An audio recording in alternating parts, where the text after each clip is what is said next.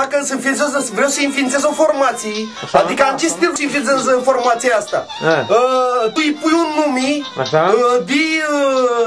să aibă valoare mare numele ăla. Așa, Adrian. Așa, și eu vreau să mă văd pe internet să informații ca să cânt la anunț, la cumării și tot așa ăsta. Vreau să mă ridic, frate. Am o valoare și vreau să-mi iau valorific. Înțelegi? Prima tu poți să-mi amplifici valoarea respectivă, înțelegi? Ai oameni, că ești prietenul meu. Am, frate, oameni. Deci eu sunt cu acordeonul, mai am un prieten de-a meu care el merge pe orgă, mai am un suflător, mai am un suflător igurist. Așa. Și vreau să-mi înființez o mică formație, că altă șansă nu am, frate, ca să pot să-mi valorific toate valorile.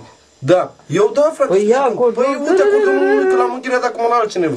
Nu l-am. Ești prost, nu crezi tu? L-am închiriat, frate. Și ia noroc mulți ani, trăiesc Bactalo. Hai să trăiești, Adrian, să ne fie cu bine. Și cât sunteți în formație? Păi eu vreau o formație exact, nu cel mai mult, exact de 5 persoane. 5 persoane. Acordeon, orgă, un sax, unul cu vocea. Așa? Și să mai punem pe cineva, nu știu, să vedem. 5 persoane atât. Și te rog frumos să-mi faci treabă bună, ca să mă bagi pe piață. Trebuie să facem o înregistrare cu toți. Facem o înregistrare cu toții, da. Facem câteva piese care se cere pe piață. Și tu mă imprimi. Tu nu mai ridica ca prostă. Băi, frățioare, tu nu fă mișto din mine, auzi? Că nu vorbești cu cine ai vorbit, înțeles? Care ești? Așa. Deci, băi, Vasile, cam asta e ideea. Facem. Un nume de formație ai? Un nume de formație, asta trebuie să te gândești tu puțin să mi-l... Eu să mă gândesc. Da. Ia zi, băi, ce nume? Taifun? Taifun? Nu Taifun, nu. Ăsta e mare, pajul din aia. Adrian și prietenii. Nici Azur, că astea sunt numii antichități vechi. Trebuie să bagi un nume așa care se cere, care îi dă ecou pe piață.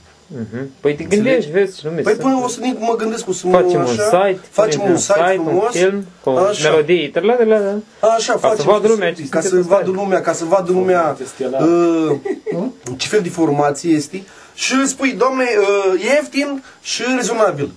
Cam cât vă o să vreți? Păi, depinde, băi, în jur de 25, 800, 1000 de euro, depinde și de buzunarul. 1000 de euro? 1000 de euro. Dar voi aveți pentru 1000 de euro scule, toți scule. Păi dar nu-i problemă, frate, avem scule. Nu e nicio problemă, avem scule, nu-i problemă. Păi, dacă vreți să începem o trebuie să fie o treabă bună. Așa, uite care-i treaba, zi o leacă așa. Păi, frățioare, uite care-i treaba. Problema este, nu durează mult. Dar am un de zile. Ce, dăm drumul la treabă? Să-i dăm drumul la treabă. Când intrăm în... Când intrăm în problemă, frate. Să faci nu acum. Să faci. Sunt alte persoane care fac și noi.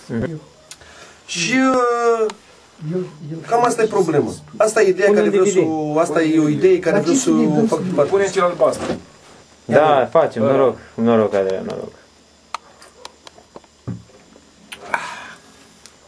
Și după aia când ai să ai bani mulți, ce ai să faci? Ai să mă mai știi cine am fost eu? Tot împreună facem afaceri, frate. Mă las de muzică și mă apuc de altceva, mai de valoare. De care să facem bani mulți. Ceva care să facem bani, să producem bani. Suntem tineri, suntem activi, dar trebuie să ne punem valorile în mișcare, înțelegi?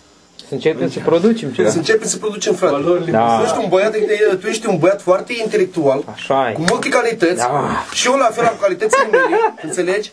Și cu ideile tale și cu amelii, facem o treabă bună. Ne cuplăm câțiva băieți buni și să facem ceva, frate. Pentru România, să faci frate, pentru România asta, în România asta e o sărăcie extraordinară. Ia, vin încoace și te filmez și pe tine.